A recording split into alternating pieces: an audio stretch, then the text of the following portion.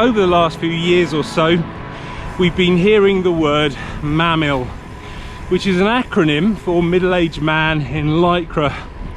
And I don't mind admitting that I absolutely hate it, which is why I rarely use it on the channel. Now, yes, it is a very popular word, and I suppose you could argue that it's a fairly accurate description of us older cyclists, but that doesn't stop it from being a bit dangerous and very damaging.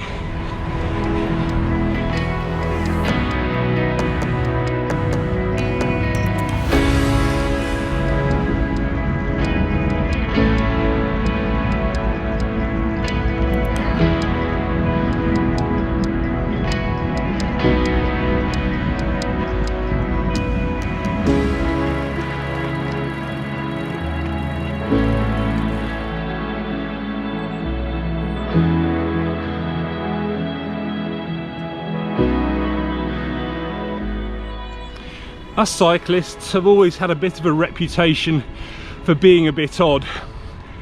When I was a teenager, growing up in the 1980s, they were weirdos that shaved their legs, wore skin-tight Lycra and got all hot and sweaty. But fortunately for me, I had Eugene. And no, that's not his real name.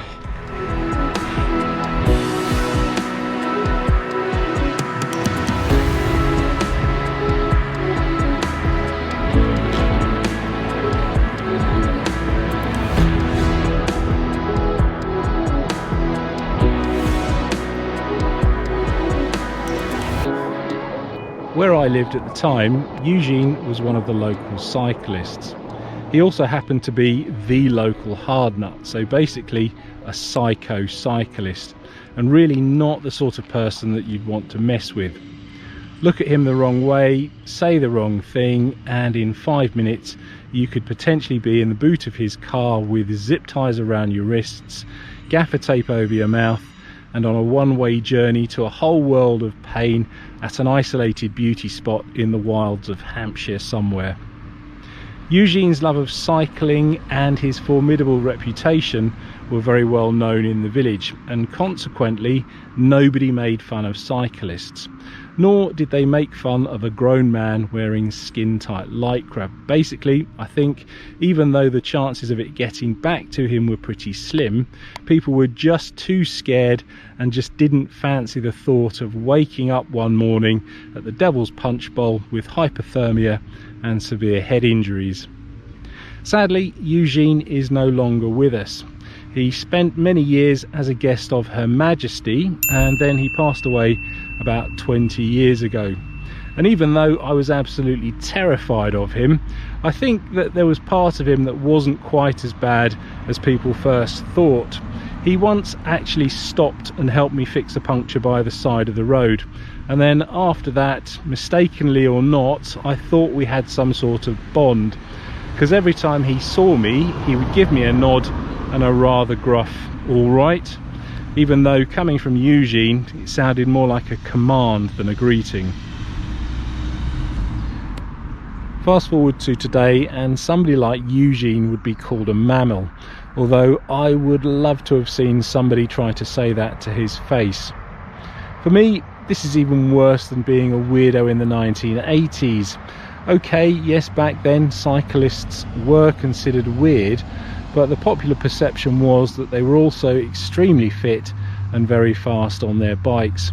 Today, mammal is basically a dismissive term used to describe somebody that's perceived as arrogant, entitled, unfit, overweight, in his 50s, having some sort of midlife crisis by trying to kid himself that he's riding the Tour de France.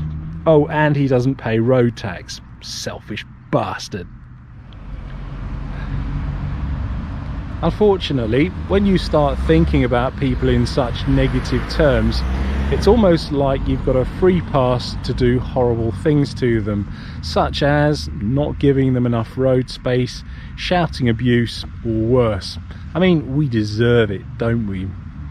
For me, this is nothing more than bullying on a national level, And if you think about the bullying that happened when you were at school, it was never the good-looking kids or the popular kids, but it was just the slightly unusual kids that were unable to defend themselves that were singled out for special treatment.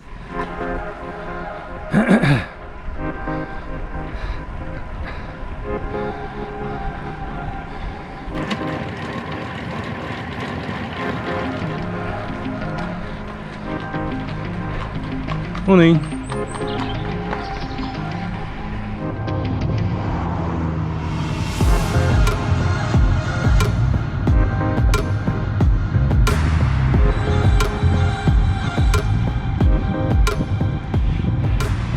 I personally prefer the term gentlemen cyclists because I feel that's what we are.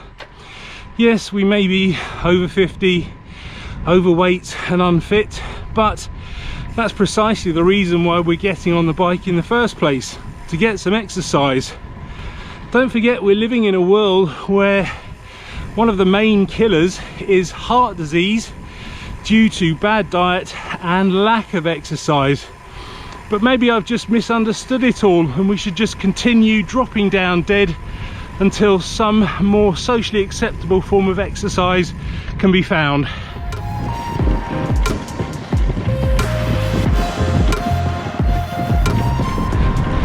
We're also living in a time when increasing numbers of people are suffering poor mental health due to stress, work demands and increased isolation.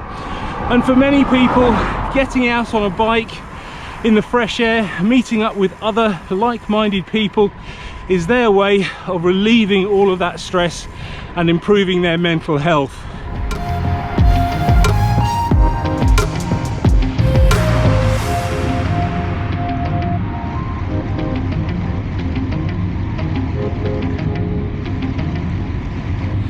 Words and labels are very powerful because they shape our thoughts, and then our thoughts go on to shape our actions. I'll be the first person to put my hand up and say that yes, I look like a sack of custard in Lycra, but that doesn't mean to say that I'm some subhuman species that doesn't deserve to be treated like a human being.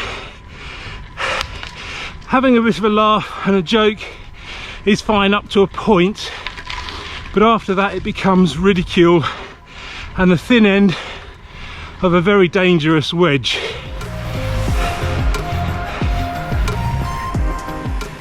It doesn't matter which type of cycling you do or how you see yourself, whether you're a roadie, a MAMIL, off-roader, weekend warrior, whatever. I hope all of your rides are safe and enjoyable. If you'd like to watch more, click on the video coming up in the end screen. But in the meantime, I'll see you on the next one. Thanks for watching.